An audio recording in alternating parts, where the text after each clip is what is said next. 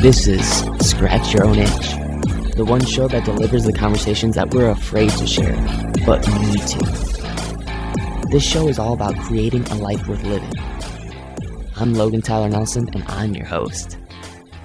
So, you're going to hear conversations with creators and entrepreneurs talk about what they do, their current and past traumas, how they became who they are, and what they are truly curious about. This is the show where we talk about the things we think about a lot, but need to talk about more. Please take note that this show is not a substitute for actually creating a life worth living, because this show will stir your beliefs, make you question what it means to create a life worth living. So my promise to you is to always give you one question to answer for yourself today, to start turning your dreams into a reality.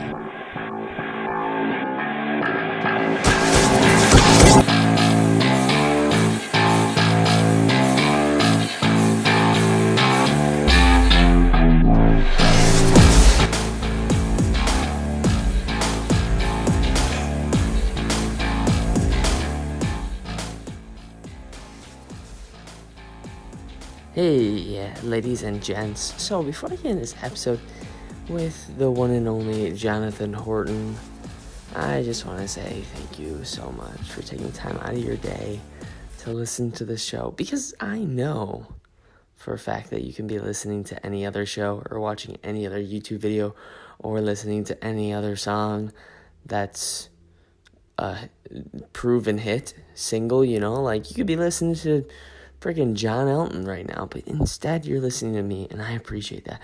That means you care. And so in this episode, you're gonna get rawness and realness. You're gonna get R squared for sure.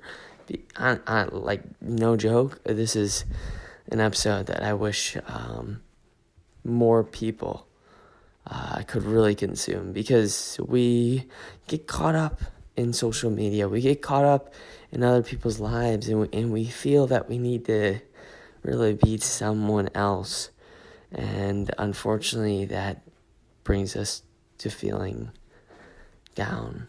We feel caught in a tunnel, and whatever you may call it, depression, you may call it just a limbo, this is really just one of those shows where it brings you, really, what the sole mission of this show is to scratch your own itch, make you feel less alone.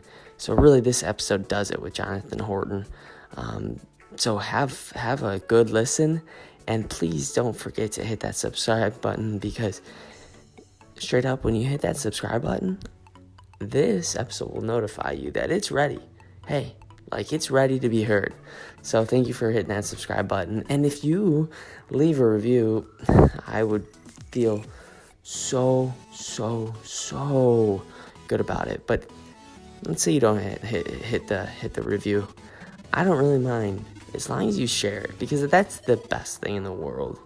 Is I'm not charging any of you to listen to this at all, but it means the world to me if you just hit that share button, because you know that someone may get some inspiration or get some informal education and maybe laugh because of this episode. So thank you so much. Enjoy my interview with the one and only Jonathan Horton.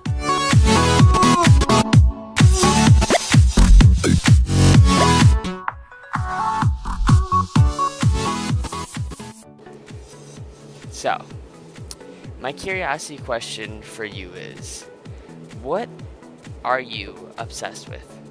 Really ask yourself this. What are you obsessed with? Okay, let me set the tone. Following your dreams is a romantic idea until you start doing it. When it's just a far-off possibility, when it's just a maybe someday kind of idea that lives in your brain, it's so much more appealing, right? Because that version of following your dream is the highlight reel. It's your consciously or that sort of unconscious imagining of your dream achievement that's almost sexier in a way than the actual of doing of it, And because of this romantic idea, sometimes it's hard to actually step into it when you realize it, that you're doing the thing that you're supposed to be doing right now. If you're listening to this, you were meant to be listening to this, because no matter how painful or maybe mundane or exhausting or frustrating or heartbreaking or all of those things at once, it may make you feel that you're not doing the right thing. But following your dreams is very slow. And if any of this resonates with you, then this episode was made for you, because today I have someone who is willing to own their obsession, own that they too have had that sort of like dream where all of a sudden they got it, and then all of a sudden it wasn't the thing that they thought that it was going to be, and we fall into that loop so much. So I want to quit out the illusions for you, and I want to make you realize how important it is that you're in the right place right now. My guest today is Jonathan Horton, and if you have no idea who that is, I'm super excited for you to introduce yourself to this man, because he's not just a motivational speaker. He's not your average motivational speaker. He's an American Olympic athlete. Jonathan competed in the 2008 Beijing Olympics and got silver medal. And he also got bronze, too. But he'll tell you that the silver meant somewhat of a bit to him, but the bronze was actually the thing that really meant a lot to him. And we'll find out why. So give your huge warm welcome to the one and only Jonathan Horton. Man, thanks so much for having me on your show. Excited to be able to chat with you today and just be able to tell you a little bit about my story and everything that I've gone through.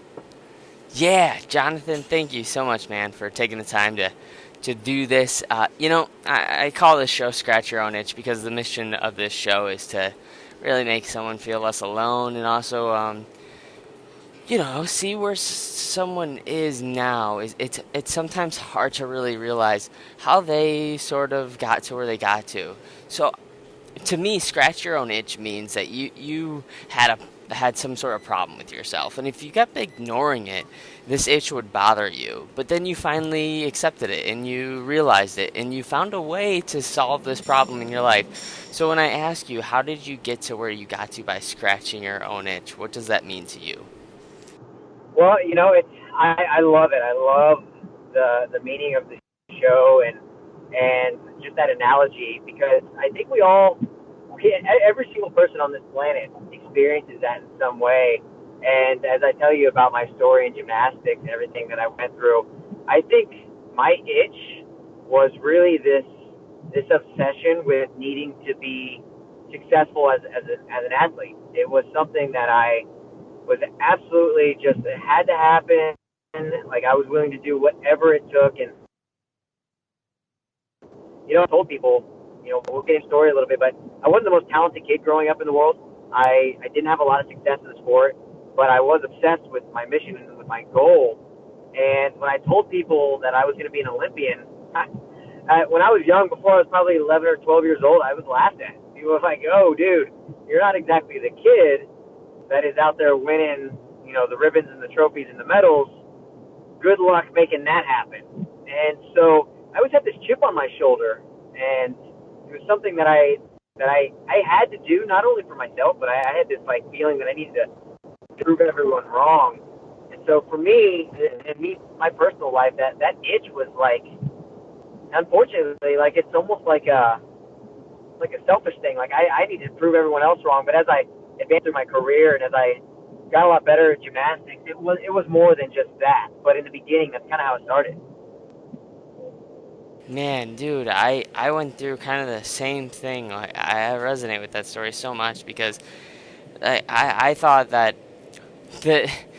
becoming an actor and proving that I could be famous and that I could show off that hey, look at what I tried to accomplish, and look what I actually accomplished, and it actually set me in a suicide attempt about a year ago, and so I just want to make aware of how hard it is to kind of be somebody else and how exhausting it is to be somebody else.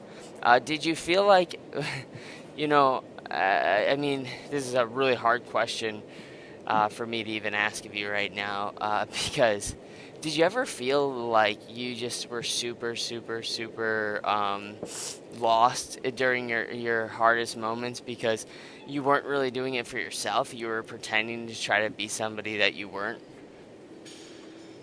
Um, there were a few times when I was somewhat lost throughout my career. And before I totally answer that question, I'll tell you, every single person in the world, there's this is one of the things that I talk about on stage is we all think that, for me, I initially thought that becoming an Olympian, becoming an Olympic champion was what I needed, what I needed in my life. And then so many people think I need to become a millionaire or a billionaire, or I need to be famous, or I always laugh. I'm like, so many people want to be Instagram famous. They want to be Insta famous. And everybody thinks like it's the success that makes you happy.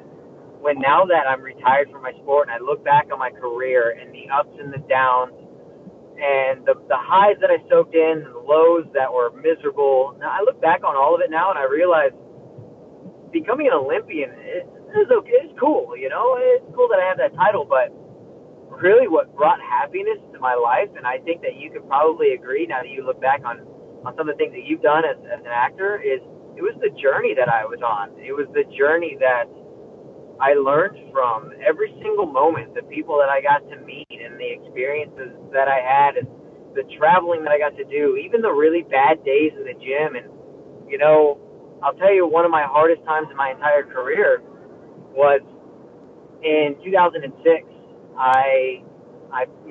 Around 15, 16 years old, I started having a lot of success in gymnastics. It took me really about 12 years. I started when I was 4. And so around 15, 16, I started finally winning some stuff. I started kind of showing up on the scene, and people started talking about Jonathan Horton. And then when I was, 20 years old, I made my first big competition, like huge. It was the World Championships. It was basically the equivalent to the Olympics for gymnastics. And so I was pretty amped up, and I had a lot of success the last few years, and made the World Championship team. And in my mind, like, I remember thinking, oh my God, wow, I'm the man. Like, I had this like arrogance to myself, and I was really overconfident, and I thought, like, I'm gonna go to the World Championships, I'm gonna become a world champion, I'm gonna smoke everybody else, and my team and we're gonna stand on top of the medal podium, watch our American flag go up, and have those gold medals placed around our necks. Well, at the end of the day, I ended up leading the U.S. team to the worst performance in the history of United States men's gymnastics. I fell 6 times, and we finished in 13th place, which no team before or since has ever done that poorly, and it was 100% because of me. And when I look back on it now, I remember it was frustration, anger, maybe a little depression at the time. I wanted to quit. I didn't want to do the sport anymore. And people were angry at me. I remember, like, the coaches were frustrated. My teammates were frustrated. I felt like I had failed, and I let my country, my family, my friends, everybody down. And, it ended up being the most powerful moment of my entire career. It was what made me who I am today.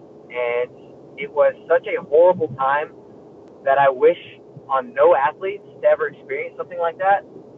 But it made me see, like, who I am, what I'm capable of. And when I look back now, that was just part of my journey. It was just another step that I went on, and I felt kind of lost for a while, didn't know if I wanted to continue the sport. But sometimes you got to lose yourself to find yourself. And I think I think that's why 2 years later I became an Olympian and I won 2 medals at the Olympic Games, was because of the most miserable time of my life. Wow, that's what I call awareness, my friend. Awareness. It's being able to just really look at it as a mindset of growth versus a fixed mindset. And so, Carol Dweck talks about it, the fixed Yeah. mindset versus the growth mindset. And I know you're aware of this just because of the research I've done from you, and just I know that you're someone who's taken adversity, flipped it around on its head, and used it as a cup of coffee rather than a cup of I don't know, antifreeze or something like that. I would love to ask you though, now, like currently now, where you are, where do you think you're actually fulfilling your own desires versus fulfilling other people's desires? Does that make sense? Yeah, totally. That's deep. You know, I tried for a long time. Well, I'll take you back a little bit further. So I would say the last 4 years of my life has been one of the most challenging times I've ever experienced. Just trying to find who Jonathan Horton is beyond the gymnast. My identity has always been the Olympic gymnast, and I trained the last 4 years, but I went through a lot. I had a lot of injuries and struggled to make my way onto any kind of world or Olympic teams, and it's been rough. And I retired about a year, maybe a year and a half ago, and since then it's just been like, what next? And what is my purpose? What am I going to do? How am I gonna take my life and be I don't even know, like just do something with it that is helpful to the world, I guess. And I, probably about 8 years ago, I started speaking, but never really took it serious. And now that I am, not doing gymnastics anymore, I've really kind of committed to it, and I've discovered my passion for just sharing my stories through gymnastics. And one of my goals is to give people hope. And I always talk about hope for people. And if I can put a smile on someone's face by sharing what I've gone through and to be able to relate with them, it puts a smile on my face. And that's kind of what I'm all about right now. I'm not looking left or right. I'm looking straight forward on how can I take my life and change other people's with it. And, I know there's a lot of athletes out there. There's a lot of successful people in the world that they go through adversities and they experience a lot of success. But not everybody's willing to dig deep and share those moments of kind of vulnerability and things that they've gone through and be able to relate with other people. And so that's kind of what I want to do for the remainder of my time on this earth, is to be able to just share my stories, share my faith with people, and just to be able to kind of give back, because I feel very blessed the 28 years that I was able to be an elite athlete. And now I want other people to experience some of the moments that I was able to in another way in their own lives. Man, that's so cool. That's so cool that you're devoting your life to that. You're absolutely perfect for that role, and it kind of goes towards this thing where I totally believe in the philosophy of you got to be able to put your own oxygen mask on first before you can put on other people's oxygen masks. So where do you do that during the day? Like, and what does that look like? Is it a workout, or is it like, what do you got to really take care of before you can take care of anyone else? Yeah, that's a good question too. I mean, you read all these books, people talk about the DMO, daily method of operation, and everybody wants to mimic people like Tony Robbins and Gary Vaynerchuk and all of these successful people, and they're always, they get the same questions. Hey, what do you do day to day? And everybody thinks these guys must just have it all together, right? That, Tony Robbins wakes up at the same time after 30 minutes of sleep a night, and he eats the same thing, and he burns 15,000 calories a day. And, for me, I'll be honest with you, I don't have it all figured out. And some days I'm a rock star, and some days I'm not. And every single day I'm trying to find what works for me and what works for my wife and my kids. And some days, like I said, my rock star days, I wake up and I work out at 6 a.m. in the morning, and I eat healthy, and I write, and I'm on the phone. I'm making business deals. I'm doing all kinds of things. And then other days I wake up in the morning and I'm not in the mood to work out, and I sit around in my house. I'm like, what's next? Like, what am I supposed to be doing? And for me, that's the reality that I wish more people would share, because I don't care who you are in the world. I don't care if you are Tony Robbins. I don't care if you're the president of the United States. I don't care if you're the greatest athlete on the planet. Some days we're on fire, and some days we're staring at a blank wall going, what do I do now? And so to answer your question, it's some days I got it, some days I don't. I don't even know what those days really are when I have it, other than, I wake up and I feel good. And, I also share a lot with people. I'm very open about my faith in God. And my relationship with God is so paramount to how my day to day. And so, just be able to wake up and know that I have a purpose, and that I'm loved, and that I have a strength that's beyond me is so powerful. But yeah, man, it's like so many people think that there's got to be this perfect way to live your life, and it's not. Every single day is the day-to-day improvement. How can I get a little bit better? How can I learn a little bit more about myself? Hey, Logan Tyler Nelson here. I would so appreciate it if you took some time to hit the subscribe button.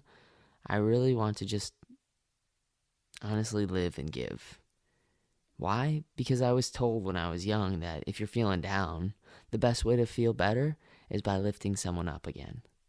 So in an effort to make someone feel less alone, please hit the subscribe button so the podcast has a better chance of being found and making someone feel less alone.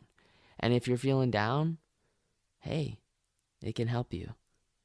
Know that by hitting that subscribe button, you just did someone a huge favor. So thank you for hitting that subscribe button. Oh man, I'm giving you a huge virtual bro hug right now because I totally get that. Like, I wish it was more of a trend to actually talk about how we're all making it up and no one has it right, and how often so many people are like, oh, I do this and I do that, and this is my morning routine, and I do that every single day because that lets me grind it out throughout the day. And I'm like, is that real life though? Like, is that? So I kind of have to call. I gotta call garbage on that. And I actually was just having a conversation with my wife not long ago about how I kind of want to turn the fake thing away. Like, there's so many people that are just fake, and I know that there's a lot of influencers and there's a lot of successful people out there, and they're trying to tell everyone how to live their lives, which is great. But then they turn around and they don't practice what they preach. And so I just want everybody to know that some of the most successful human beings on the planet don't have it all figured out. And I think that's what you're saying. Exactly. You stole the words from my mouth. And the thing is, though, it actually ends up making people feel worse, because I know I'm a product of it. When I had a point where I wasn't following their routines, and I felt like I needed to be making sales all day, and I felt like I needed to be doing this morning routine. I felt like I needed to be waking up at 5 a.m. And then all of a sudden I got depressed because of that exact thing, when really all I needed to do was take care of myself, try to figure it out, and go on my own journey and say, heck, they're doing their own thing. And if you look at, you do look at yourself, like Jonathan. If you look at Grant Cardone, and if you look at Gary Vee, those guys, all three of you have different mindsets and what works and what doesn't work. But guess what? You've all gotten to a level of success, and anyone that's listening to this is totally capable too of making up their own thing in order to design their own life. And so I'm loving it. And I kind of want to compare it to, obviously with me doing gymnastics for so long, I'll make a gymnastics analogy. See, in gymnastics, there's thousands and thousands of skills, and there's a way to do that skill. There's a guideline. Here's how to do it, here's how it should be done, and you should try to follow the guidelines. But you know what? Gymnasts are all shapes and sizes. Some are strong, some are flexible, some are, taller, shorter. And so you want to try to follow the guideline on how to learn a skill. But there's more than one way to follow that guideline. And so for me, as a gymnast, I was always kind of known for the unique ways that I did different things. I couldn't learn gymnastics like everybody else. I wasn't a traditionally, aesthetically beautiful gymnast. I had power, and I had to use power and strength to overcome some of the weaknesses that I had for certain skills. And so if I were to have a coach that said, "Hey, that's not how you do it. I know you're making the skill, but that's not how it's supposed to be done," I never would have succeeded. But I had a coach that told me, "Hey man, that's not really how it's supposed to be done, but it still works. So let's run with it." That's kind of life. There's a guideline on how to live our lives and what's going to make us successful. Obviously, you can't be lazy, and you need to be ambitious, and you got to have some faith in yourself and be relentless in what you want. And that's a lot of the things that I share with my story, but everyone's going to go about those things a little bit different. Some people need to sleep 8 or 9 hours at night. Okay, great. Don't feel guilty that you don't wake up at 4 a.m. like some of these other people. Sleep till 8 or 9, but then when you get up, hit the ground running. Go out and kill it.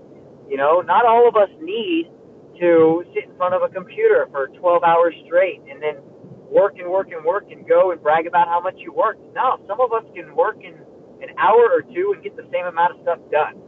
So I'm in that school of thought that we're all unique and we can be successful in different ways if we just follow the guidelines.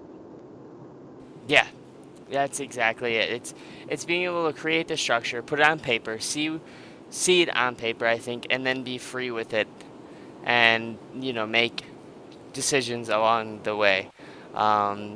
I love that, man, so much. Geesh, that really speaks to my heart right now. Honestly, it does, because that's kind of the thing I'm most curious about, is being able to create something that's really unique to me and unique to not just everyone else, but just myself, and take out that equation. But Jonathan, I want to go into scratching the surface curiosity questions, which are just more like 30 seconds or less sort of type answers, and then we'll round it out, man. So the first question I got for you is, if you could sit on a bench with anybody, who would it be and why? Oh man, that's a good question. That's a tough one. Living or dead? Yes, sir. Man, that's a hard one because there's so many cool people in the world that I'd like to meet or talk with. You know what? I'll throw out this.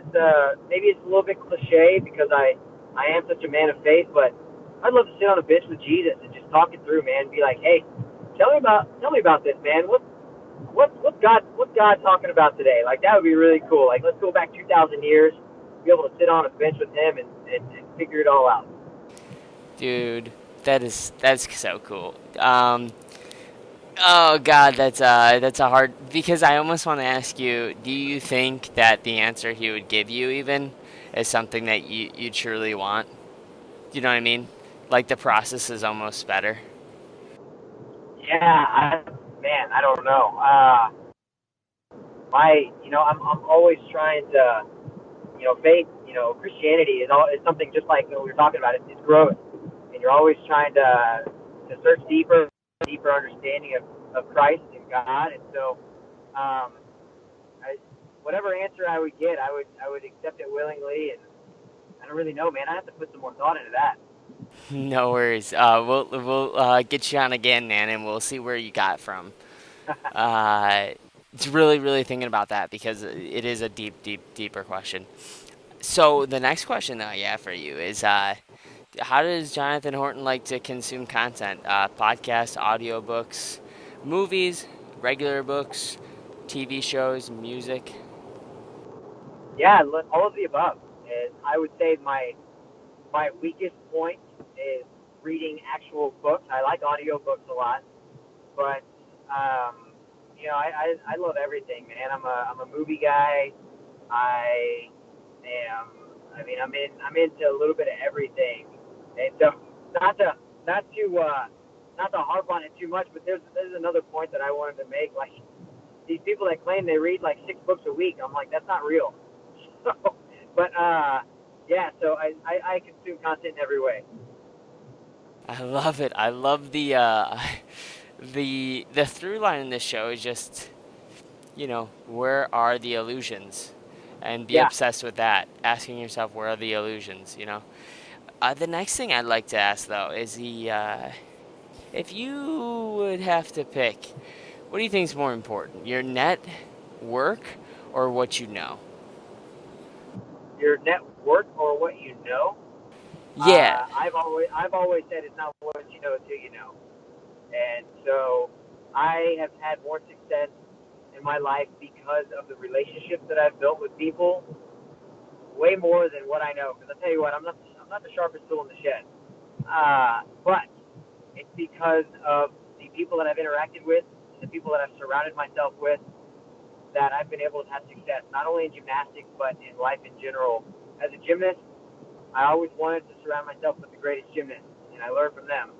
And now, as a business person, a speaker, I want to surround myself with the best people. And so I love to consume content and learn as much as I can, but it's the people that you surround yourself with that will make you grow faster than anything else.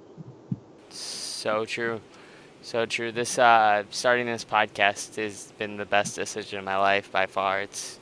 I started a business because of this stuff, like, and I really devote myself to it, and it's a relationship based business because of it. And so, gosh, it's given me a reason to live, a purpose, and it's that itch that was on me that I just really needed to scratch. And I'm so happy that you talk about, just knowing people, because so often we feel like we need to create it all on our own, and it is up to you at one point, but really being able to like give people, I think it takes more strength to give your sort of, I guess, your faith in someone else than just to make it all on your own. You know what I mean?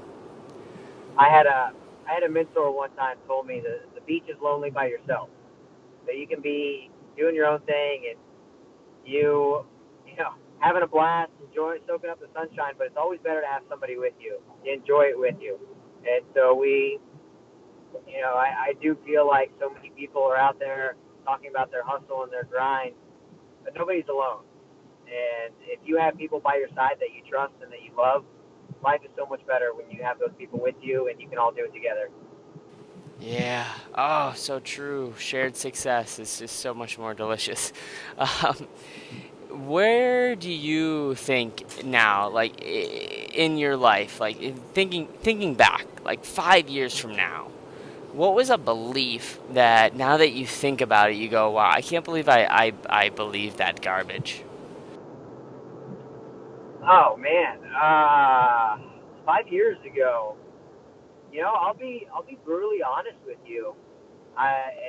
Before the show, we talked about me telling you a story that I've never told anybody before. But I'll tell you what, 5, maybe even 10 years ago, I was a pretty judgmental guy, and I feel like I've turned my life in a different way. A lot of it is my faith and my love for Christ, but people for things that they did that I didn't believe in.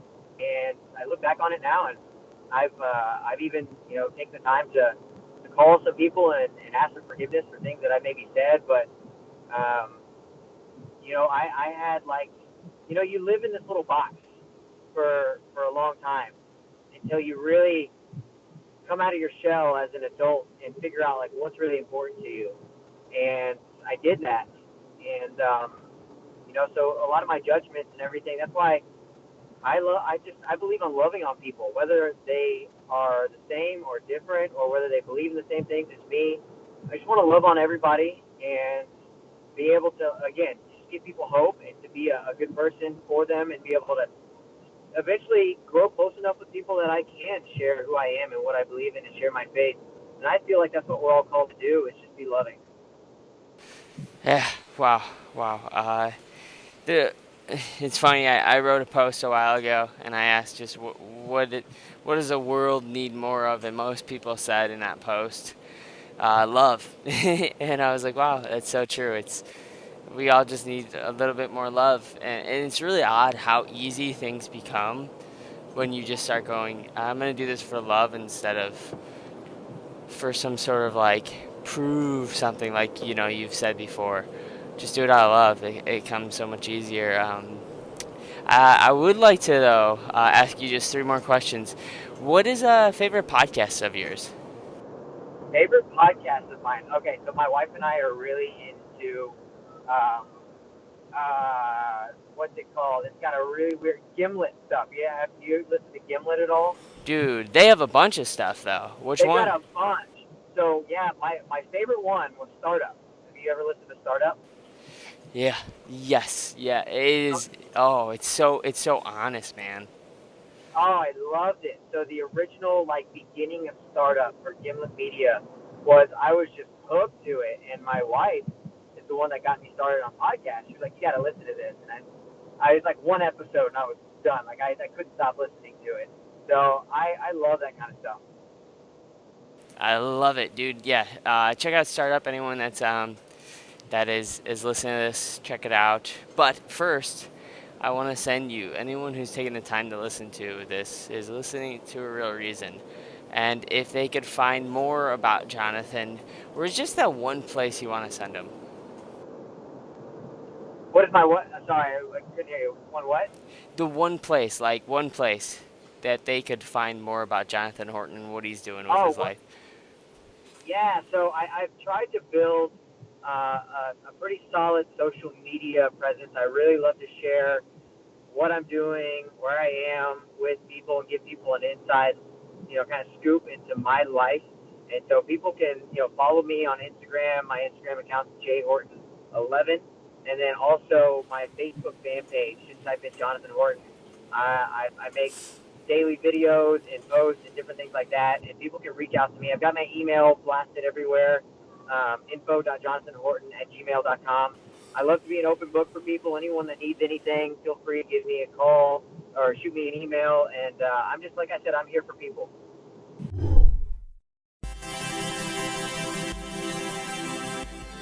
Hey friends, so let me ask you real quick. Are you someone who's trying to get more visibility? Who's trying to be in front of the crowd? Well, if that's you, I want to let you know that first of all, you're not alone. Second of all, if you want to get on more podcasts, or ones that actually scratch your own itch, meaning maybe you have a book, or a business, or maybe you do speaking, or if you don't yet do speaking, maybe you can, and maybe you'd love to. Well, I put something together for you, and in this little giveaway, I'm going to show you how to pitch yourself or podcast, and how to actually be professional when you show up so you can be the next authority in your niche, so you can start scratching your own itch.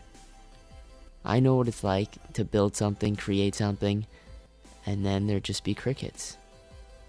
No one wants that. You need to be seen. You need to be heard because you have a message to share. A message that is worthy of hearing. Podcasts nowadays, more than ever, are being consumed by people. And guess who's actually learning the knowledge that's being shared? It's podcast listeners. It gives you a license to be an authority in whatever area you really dream of being an authority in. So if this at all starts to give you a little itch to scratch, just email Logan at logantylernelson.com. Again, that's Logan at logantylernelson.com.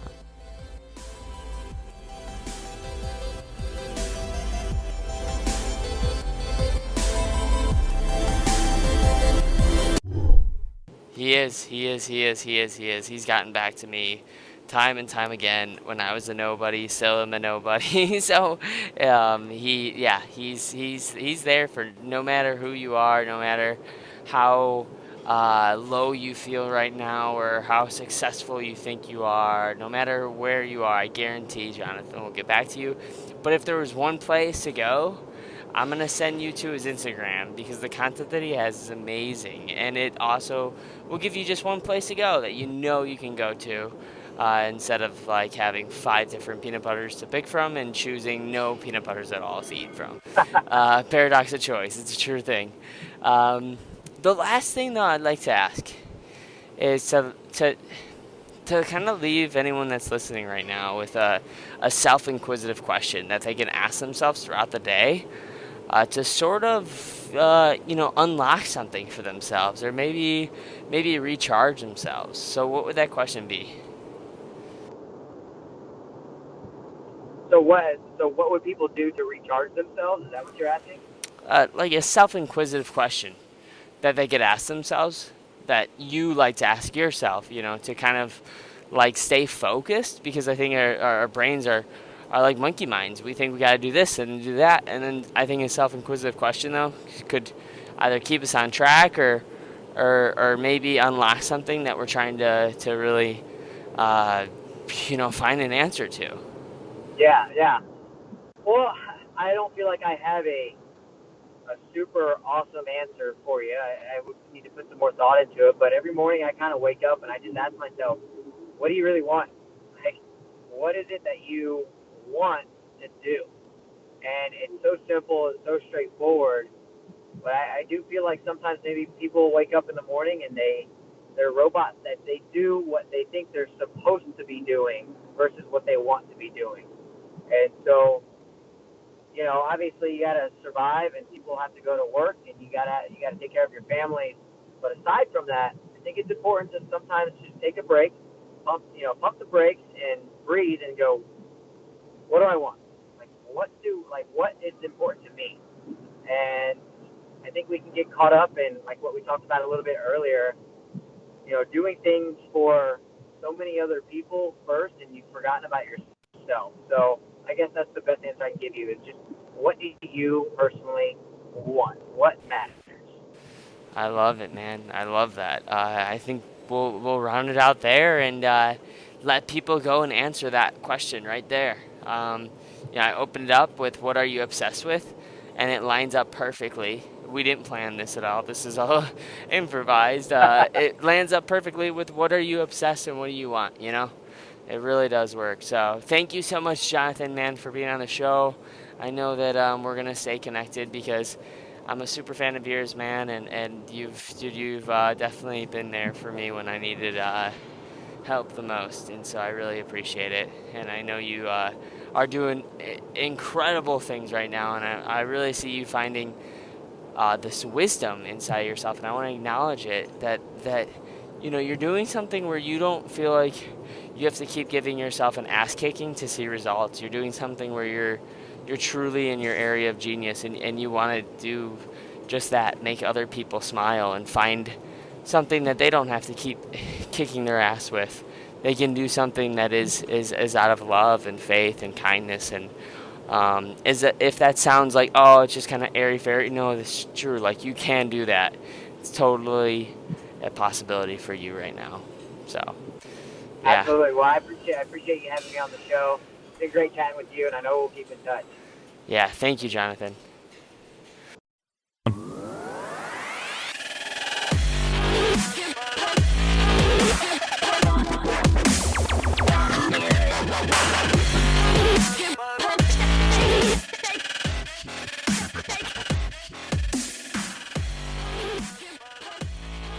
All right, there's another episode of Scratch Your Own Itch. Thank you so much for taking the time out of your day to support the show by listening.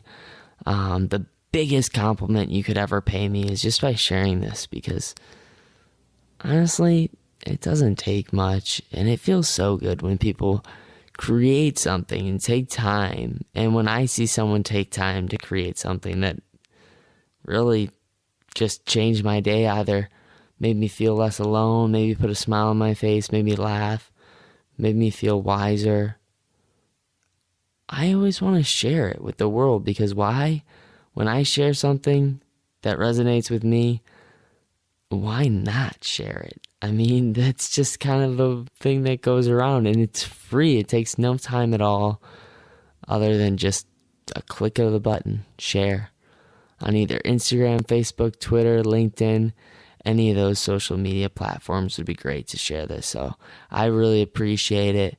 And I want to say that anybody who's looking to gain authority or expertise in their area, and they don't want to take another year or year and a half to write a book and wait until that's published, I think the best way is right now is to start a podcast. So if you're at all interested in starting a podcast, if you meet the certain requirements, I would love to help you with a podcast and also get a website going for you as well. And this is not an easy task. It's hard to actually get it done and get it out there. So every now and then we need some help, and I'm here for you. So please reach me at Logan at LoganTylerNelson.com if you're interested at all. And don't ever forget, you matter and you're enough.